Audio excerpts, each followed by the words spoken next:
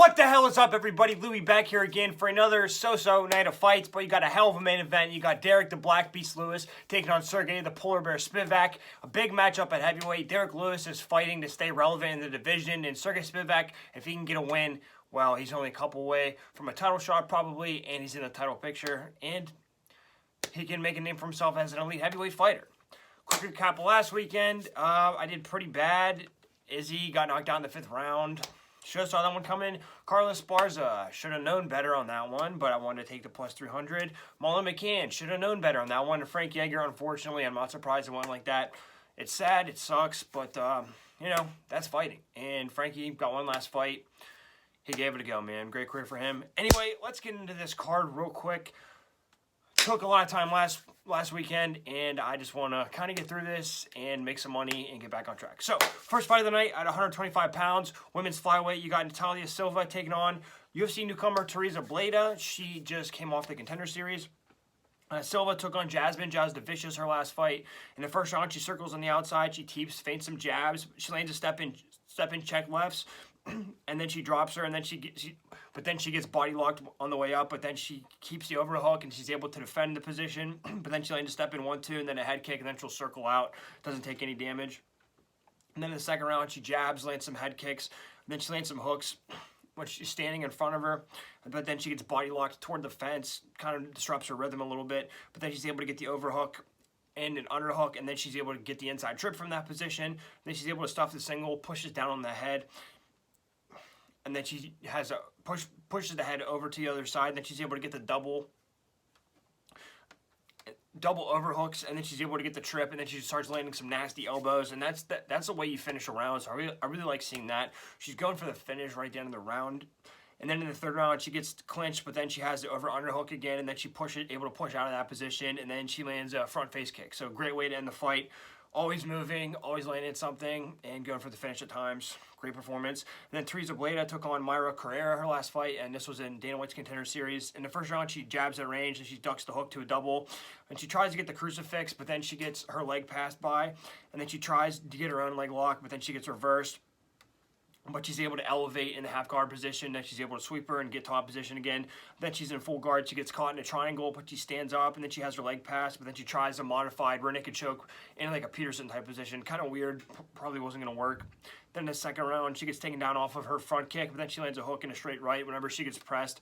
And then she catches the kick. She's able to convert that into a double leg takedown. Third round, she just stuffs a double, and she's able to get in top position into half guard. And then she lands a knee to the body in the clinch, which drops her right at the end of the fight. So, Teresa BLEDA plus 140, Natalia Silva minus 165. It's a tough one. I got to stop picking all these women's unders. I really like Natalia Silva. I think her movement's going to be a problem for BLEDA. I think BLEDA is going to rely too much on the takedowns, and Natalia Silva, as we've seen, has pretty good takedown defense with an over-under position. The price isn't too bad. I'm going to go with Natalia Silva. Also, the Contender Series fade, shout out to Clint. You know, so I'm going to go with Natalia Silva here. Minus 165, not too bad. Second fight of the night at 135 pounds, you got Brady HIESTAND taking on Fernie Garcia. HIESTAND took on Ricky TURCIOS. This was in the Ultimate Fighter finale. In the first round, he's able to circle his way out of the clinch, and he chases with some hooks, and then he gets the body lock takedown to a back trip with the back trip. But then he tries to finish the bow step single leg, but then he gets switched.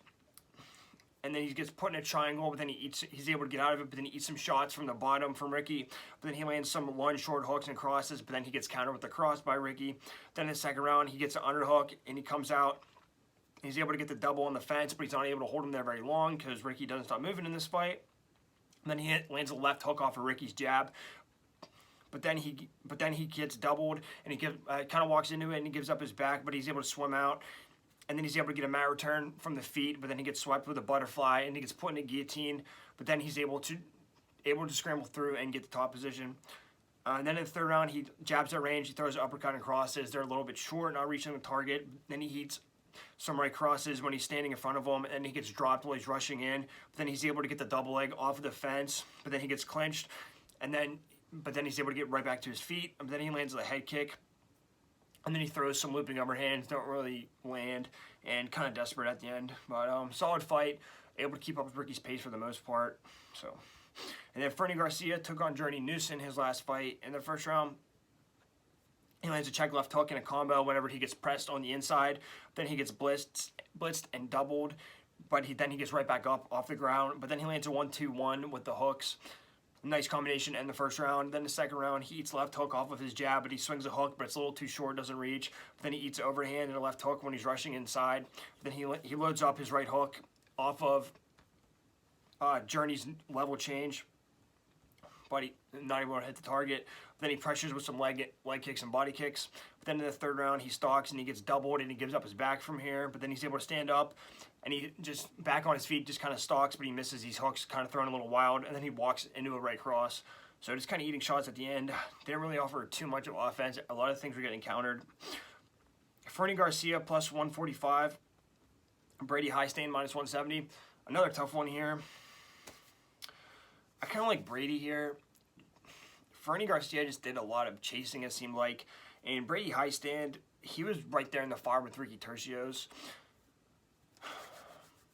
And, you know, striking might be about even, but I think Brady's going to chase those takedowns. I think he's going to be able to wear on Fernie. It's one of those kind of classic matchups. Two low-level guys, but I don't know. I just really liked Brady's fight with Ricky.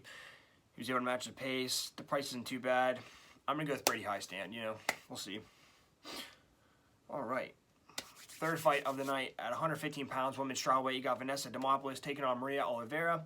Demopoulos took on Jinyu Fry her last fight. In the first round, she throws some hooks, but then she eats a left cross, but then she lands a step and right hook, and then a check right of her own. Sorry. Nope, she eats a left cross, and she also eats a step and right hook and a check right. But then she gets a blast double, but she's not able to hold, and then she circles on the outside. Then the second round, she backs up, and she lands a right cross, but then she shoots a double, and she's able to land some hooks from there. But she lands a step in elbow, but then she eats a hook.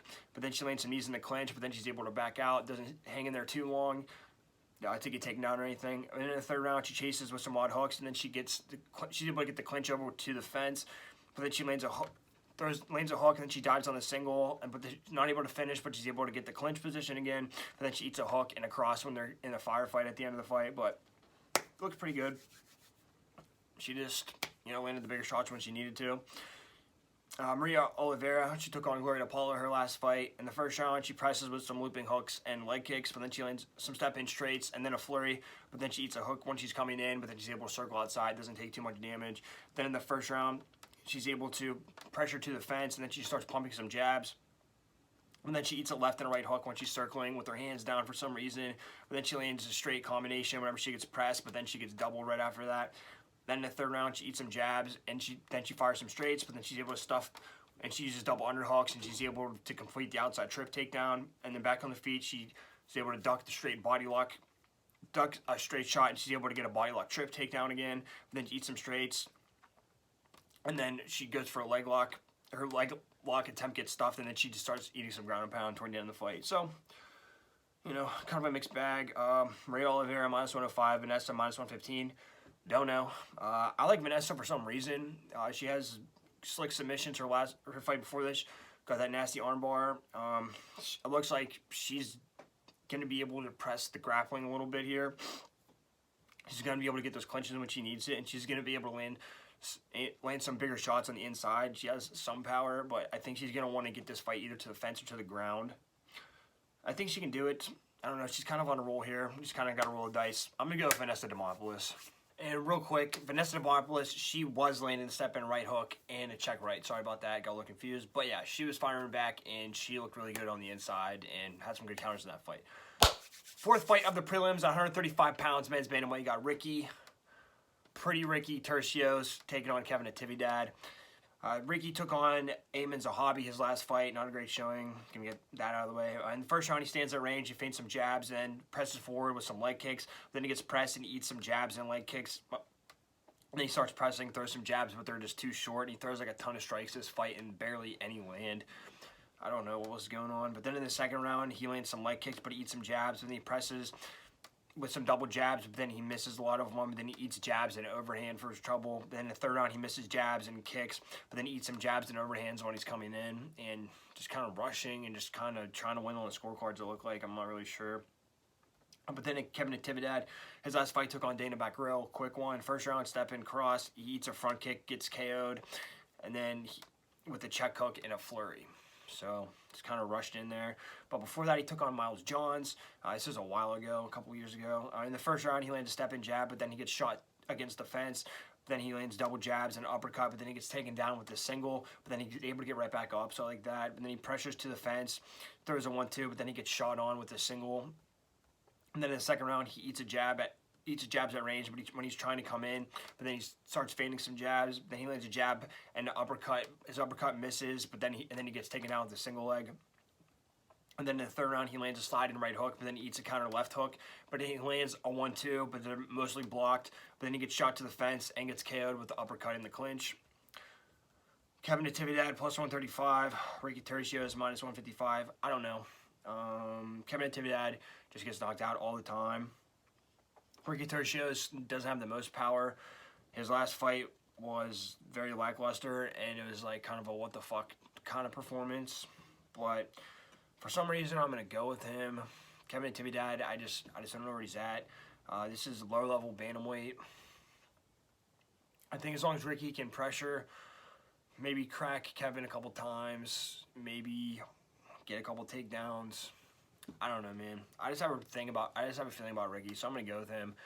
And because his first fight, winning the Ultimate Fighter, he looked really good. Lots of action, lots of activity. If that Ricky shows up, I think we're going to be okay. I just don't feel comfortable betting Kevin Natividad. I don't know. I just don't think I'll make it through the fight. I'm going to go with Pretty Ricky here. Okay. The feature fight of the prelims at 135 pounds, men's bantamweight again. You got Vince Morales taking on Miles Johns. Morales took on Jonathan Martinez his last fight. In the first round, he feints, tries to work on the inside. Can't reach Martinez. Martinez really good, just kind of moving around him. But then he walks into some front kicks, but then he lands overhand right and a jab at the end of the round. But then the second round, he's kind of grabbing his hand, like finger fighting. But then he eats some leg kicks when he's trying to get on the inside. But then he lands some lunge up, throws some lunge overhands, but they miss. Then he eats a knee and a left hook when he gets on the inside. And then in the third round, he misses a step in cross, eats a check right hook for his troubles. And then he's too short with his hooks, and he misses his overhand attempts, and then he gets taken out with the double leg to end the fight with like a minute to go. So, you know, he tried. Martinez is pretty good. Miles Johns took on John Castaneda his last fight. In the first round, he lands some jabs off of a knee attempt. Then he backs up, circles, and he tries to pull him into his punches, trying to set a trap for him. But then he lands a step-in jab, and then he backs out, just kind of sticking and moving for that round. Then the second round, he lands a step-in combination, and then he lands another right cross. Then he eats a head kick, but then he lands some right hooks with his back against the fence. But then he gets cut off and eats a hook and a knee. Then he gets rocked with a 1-2 on the fence, and then he gets taken down right after that. Then in the third round, he misses a wide overhand. He gets countered with the right cross, and he eats a knee and an uppercut, and he gets dropped, eats a lot of ground and pound, and then he gets submitted with the arm triangle. And after rounds, like throughout rounds 2 and 3, you could tell like his cardio was dropping off noticeably. So, you know, looked pretty good in the first round though, pretty strong, but he's a muscle-bound guy. Miles Johns minus 170, Vince Morales plus 145. I'm going to take a shot on Vince Morales. You know, Jonathan Martinez is rising up the ranks. He looked okay. Didn't get finished. I don't know what that's worth, but Miles Johns, I don't know if he can make it throughout the fight. Miles Johns is going to, I think I might crack Morales in the first round, but if Morales can survive that first round, second and third round, I think he'll be able to wear on him, might be able to take him down, clinch him. I think he can win this fight, especially at the price. I don't feel comfortable betting chalk on Miles Johns. I'm going to go with Vince Morales plus 145. You know, there's got to be an underdog hit here sometime, so I'm going to go with him. All right, let me double check. Yes, the co-main event of the prelims at 125 pounds, women's flyweight. You got Jennifer Maia taking on Maria Moroz. Jennifer Maia took on Manon Farrow her last fight. In the first round, she bounces at range. She looks to counter with some overhands, but then she lands a step in overhand left. But then she walks into some jabs and some lunge overhands from Manon. But then she lands a flurry off of her jab, and then she clinches, but then she gets reversed pretty quickly. But then she chases, and then she lands a head kick right at the end of the round, so it kept it exciting. And then the second round, she lands an overhand right inside the pocket, and then she clinches, but then she gets whizzer kicked onto the ground. Then she eats some ground and pound. But then she goes for a leg lock, and then she's able to get back up. She's able to get the clinch to the double. She tries to take the back, but then she gets kicked over again by Manon. But then she back on the feet. She walks into a body lock, but she has the whizzer, and then she's able to pop right back up, and then she lands a cross and a head kick right at the end. And then in the third round, she walks into a side kick, and then she catches the kick. She's able to convert to the clinch, and then she's able to land a cross and a body kick and make it entertaining for the end of the fight. And you know, I thought she had some of the bigger moments, but I think Manon had all that ground control, and it was just kind of about pointing her. But Jennifer Maia looked good, in my opinion, in that fight. And then Maria Moroz, she took on Maria Agapova her last fight. This was a grudge match. In the first round, she's able to duck the hook to a body lock to the fence, and then she's able to convert to a double, takes her back, rear naked choke attempt with one hook in, but then she gets reversed, but then she's able to go for an armbar attempt, but she loses it, but then she gets put in a backpack position, but then she's able to shuck her off pretty quickly, and nothing really came of that, so pretty good defense there on the submission. Then in the second round, she presses with some hooks to the clinch. Then she gets the body lock, inside trip to the back, one hook in again, ground and pound. Then she gets both hooks in, and then she's able to transition to an arm triangle and gets a submission. So, you know, pretty impressive. Maria Agapova, not the best on the ground, but she did what you're supposed to do. Finished her on the ground. So, Maria Moroz, minus 190. Jennifer Maia, plus 160. I'm going to go with Jennifer Maia here. I like the dog money, first of all. Second off, I don't think she's completely shot yet. I think she's a gatekeeper to the elite at this weight class. Manon Farrell beat her, and then she just beat Kayla Chikagian. She's going to fight for a title very soon. Marina Moroz, I don't know if she's quite there yet. And I can see Jennifer Maia landing some of the bigger shots. Is Marina going to be able to take Jennifer Maia down? I don't think so. Or if she does, Jennifer is going to have a ton of submission attempts for her. I think Jennifer Maia is going to steal the bigger moments. I can see it going to a decision, but we're getting dog money, so I'm going to go with Jennifer Maia. The main event of the prelims at 125 pounds, men's flyweight, got Charles Johnson taking on ZHUMAGULOV. Johnson had a tough debut against Muhammad Mokaev, and he just got grapple fucked to death. Couldn't take too much information out of there, except that he fights the whole fight, obviously. But I mean, he fights the grappling. He was always trying to get up, trying to escape. But I went back to his LFA fight against Carlos Mata. Got a little bit more data there. In the first round of that fight, he circles on the outside, lands a front kick, but then eats a counter left hook off of his kick. But then he gets double-legged off of his kick, but he's able to get right back relatively easily. But then he catches the kick, and then he lands a straight right, which drops him. And then he eats the right cross, but then he's able to stuff the double leg attempt at this time. And then he jabs and he ducks under some crosses. Then in the second round, he lands a body kick, but then he gets pushed over off of his front kick, but he pops right back up. Then starts landing some hooks right in his face, but then he lands left to the body, but then eats a cross in return. But then he gets pressed with some body hooks and kicks at the end of the round. And then in the third round, he ducks the cross and his double leg attempt to get stuffed this time. Then he counters with some jabs and hooks and head kicks. Starts getting on the inside, landing those hooks, and then he's able to establish a head kick at range, which is really nice to end the combination. Then he lands an uppercut to the body, but then eats some hooks and a head kick, but he's able to slip the head kick, and then he lands a hook combination on him, and then he's able to get the clinch, and then he's able to take his back standing, and it's a 5-round fight. He's able to get the finish eventually, but I'm only looking at 3 rounds, so it looked pretty good. It looked pretty slick. Kind of a slow starter a little bit. And ZHUMAGULOV took on Jeff Molina his last fight. In the first round, he lands a 1-2 off of his leg kick, and then he rips some body shots, shoots a double on the fence, but then he's able to get on around the back standing, can't do much with it though. Then he circles back toward the fence, then eats overhand, but then he shoots a double, but it's way too far out. Then in the second round, he catches the kick, and he gets his back standing again, and then he faces him. And he tries a single, and then he just lands some punches instead. But then he drives a single back on it, but then he gets sprawled on, but then he turns in and he's able to stop him from taking his back. Really nice awareness there, and he bailed on the position whenever he knew he wasn't going to have it. Then he slips a jab, and then he rips his body, but then he rocks him with the left hook from range. Then in the third round, he has his back to the fence, and then he just kind of walks into some hooks from Molina, but then he lands a step-in hooks to the body, but then he eats a jab. And then he's able to shoot a single leg to the fence to end the round. So, pretty tight fight. Molina got like a split decision, I believe. I think he could have given it to Zhalgas. Zhalgas had more control. Molina might have landed more shots. I don't know. I thought Zhalgas looked pretty good though. Zhalgas plus 140. Charles Johnson minus 165. I've been going back and forth. I don't really like the price that much, but I think Charles Johnson has a good shot in this fight. I'm going to go with him. I don't think Zhalgas is going to be able to take him down. And, you know, he fought like crazy against Muhammad. So, Zhalgas is nowhere near, his wrestling's nowhere near there, unfortunately, no offense.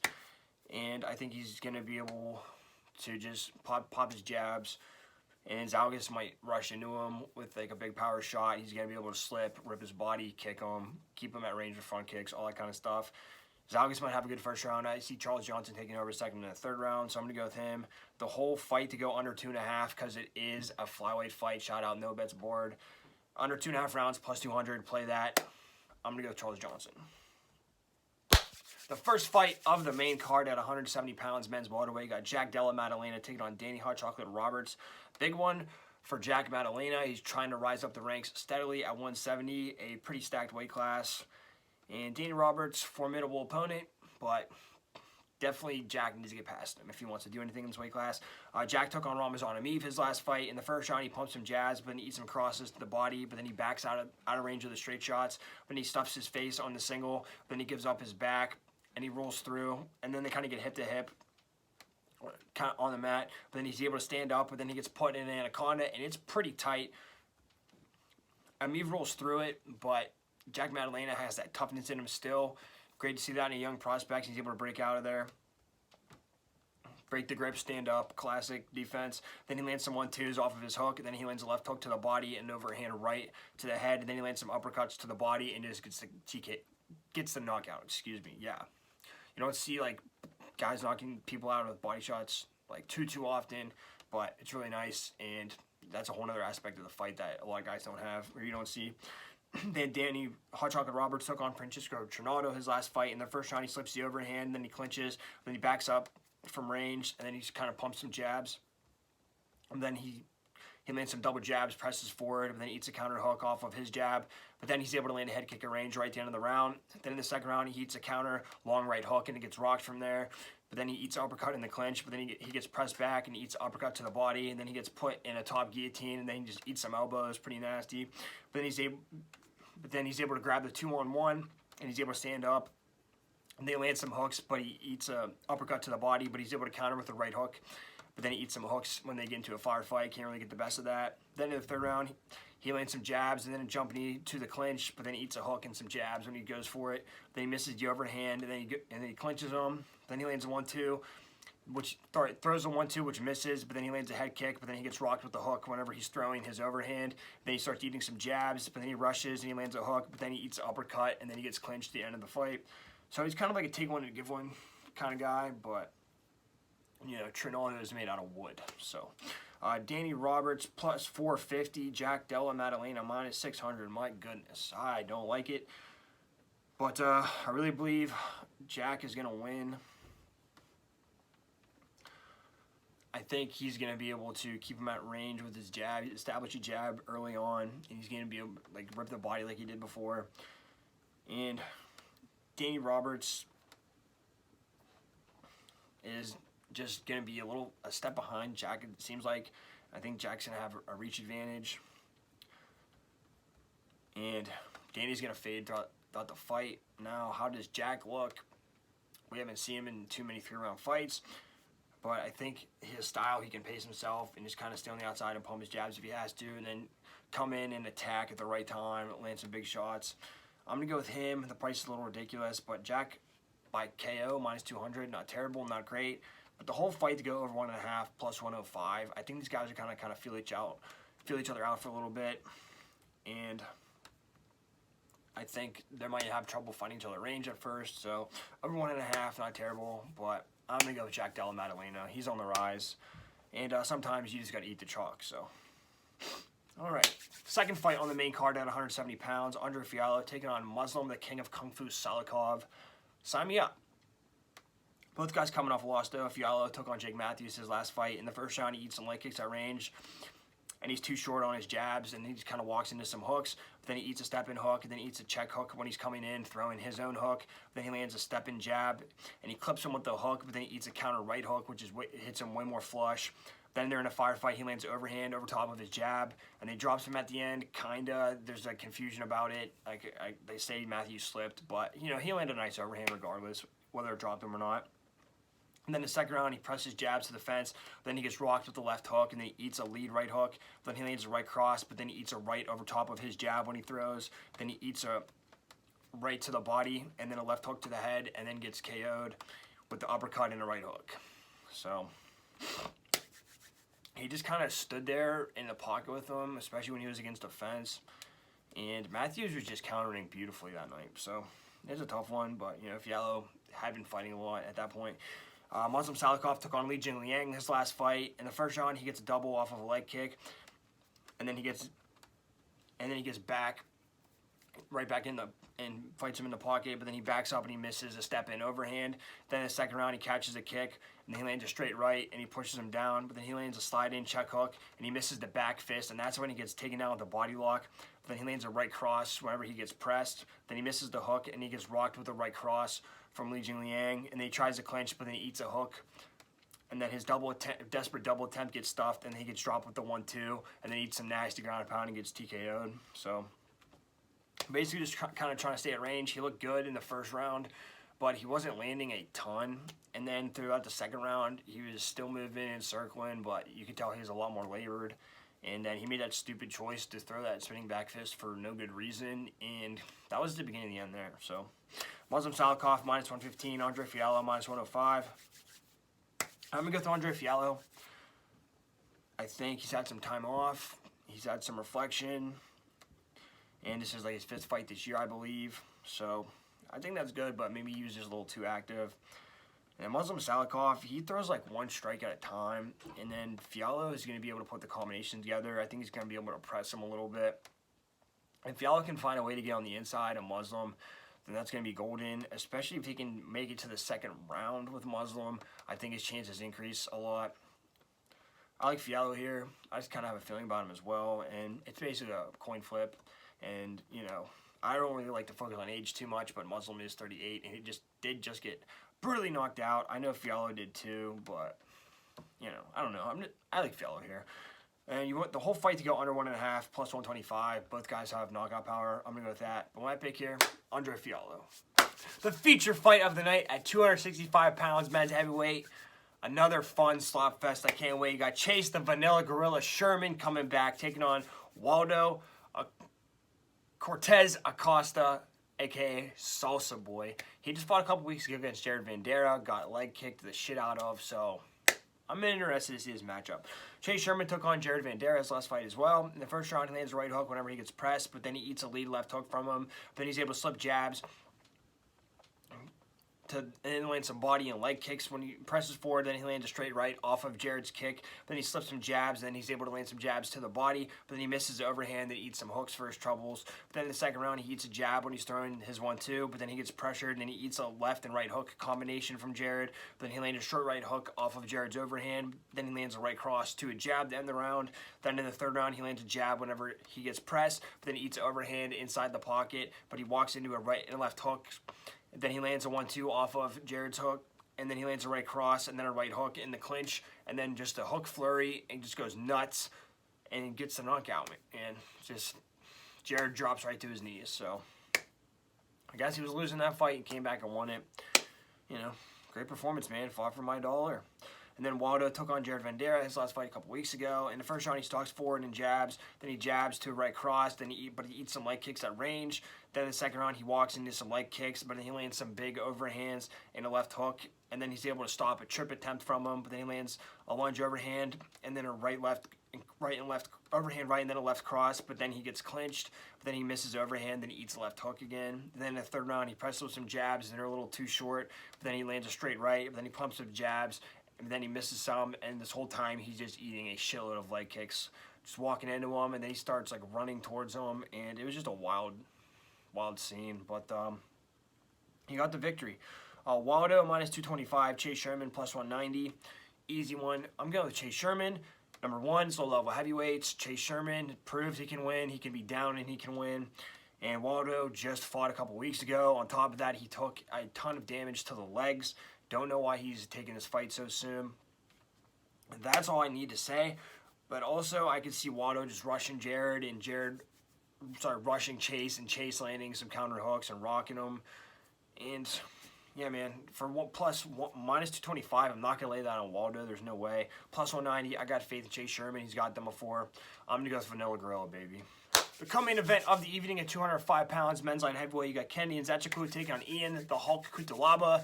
Ian, 2-fight losing skid, needs a win here to be relevant. And Kennedy, he's trying to work his way up, coming off a big win, and he wants to be in a position where he's like 1 fight away from fighting a top 15 guy.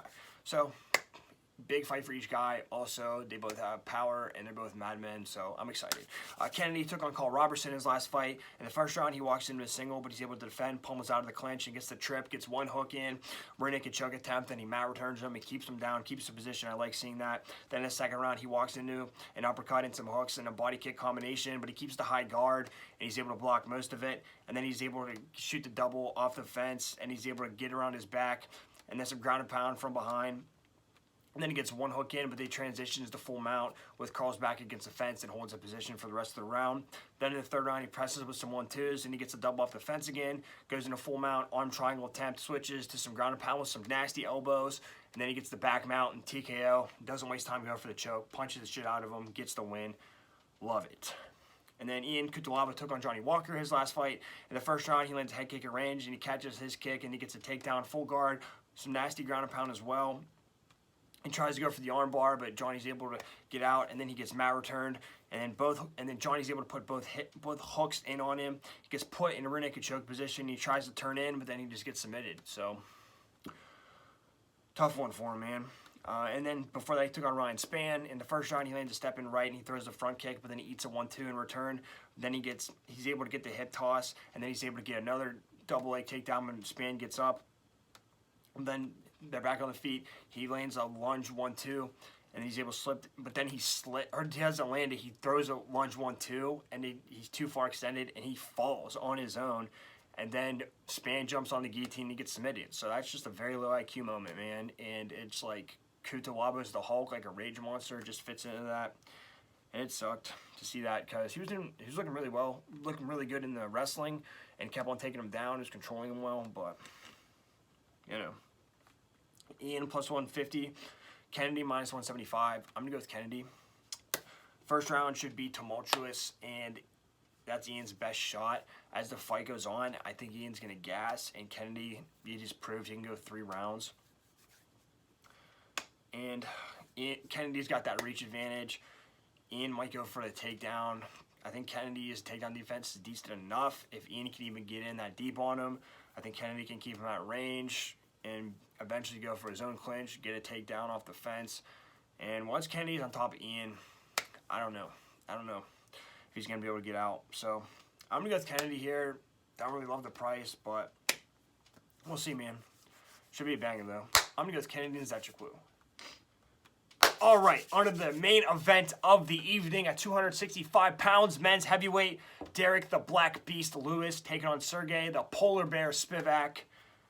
Should be fun, man. Derek really needs a win. He's lost 2 fights in a row. He's the elite gatekeeper of this division. And Sergey, he's looking to break into that top 10. And like I said, if he can beat Derek, then he's going to prove he's elite to the division. Got raided through by Tom Aspinall, but he's been on a 2-fight win streak since then. So should be a fun fight. Both guys can bang. Sergey more the wrestler, Derek more the banger, but both guys throw down, so I'm excited for it. Derek took on Sergey Pavlovich's last fight. Not a great one. In the first round, he lands a leg kick and he stands at range, and he just kind of backs out of range, but then he eats a jab and he throws a left cross, but then he walks right into a right hook. Then he eats a flurry, he retreats, and then Pavlovich chases him down, lands a flurry, and he just gets TKO'd. What are you going to do, man? He beat him to the draw. But before that, he took on Tai Tuivasa. In the first round, he misses a right cross and he gets clinched, but then he presses forward and lands a right cross to a clinch, and then he keeps the right underhook.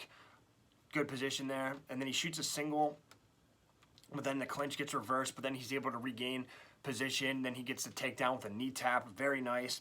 Then he lands some heavy ground and pound from behind, but Tai Tuivasa, something possessed him. He just got right back up. But he lands an uppercut in a firefight, but then he gets clinched. But he has double overs, and he's able to get that hip toss, and then he's able to defend Tai single for the end of the round. Then in the second round, he eats a leg kick, but he misses the cross and a 1-2. He lands a 1-2, and then he presses with some uppercuts. But then he misses the inside trip. But then he's able to land some uppercuts in the clinch. But then he eats a hook and an elbow, and then an overhand right. and then he gets clinched, and then he gets KO'd with a nasty, vicious elbow from Tai Tuivasa. Just one elbow is all it took. So, tough one, man. He had him. I don't know how Tai ate his shots. Most people can't. Tai's different. He gave it his all, but, you know, that's how it goes at heavyweight. And then Sergey Spivak took on Augustus Sakaya's last fight. In the first round, he eats a leg kick, but then he's able to get the clinch, the inside trip, whenever he's throwing his shots, and then he gets a hip toss whenever he gets up, and he's in full guard, lands some ground and pound, and then he gets his back with one hook in. But then back on the feet, he gets a headlock, and he takes his back, and he tries to go for the rear naked choke, and he follows him when he goes up to his knees. But then they're back on the feet, and he eats some elbows in a knee in the clinch, but then he's able to land a 1-2 inside the clinch. Then in the second round, he lands an overhand, goes to the clinch, but he gets stuffed. Then he eats a body kick and a body shot, but then he lands a jab, and then he jabs to the single leg lift, able to get the takedown. But then Augustus is able to get back up, but then he's able to get another hip toss, land some ground and pound, and then he takes his back with one hook, and then he's able to just punch the shit out of him and gets the TKO via ground and pound. So I like seeing that. He didn't gas himself out on the hook either, so pretty intelligent there. Spivak, minus 200. Derek Lewis, plus 170. I've been going back and forth. I got to go with Derek Lewis. Spivak isn't going to bang with him on the feet. He's going to try to take him down, but you're good luck getting inside on Derek Lewis. I mean, it can be done, but is Sergey going to be a little timid? Can Sergey make Derek respect his power? I don't really think so. Derek might be a first round or bust fighter, but he's definitely not going 5 rounds. I think he'd go 2 comfortably.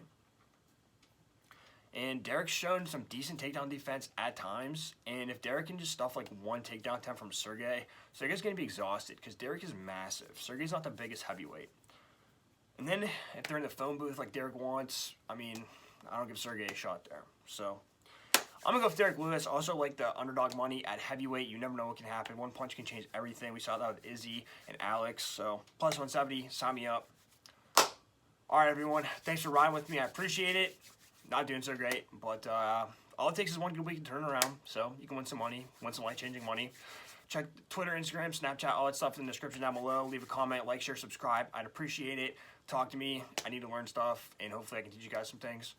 Let's see some upsets. Let's see some violence, and let's see some profits.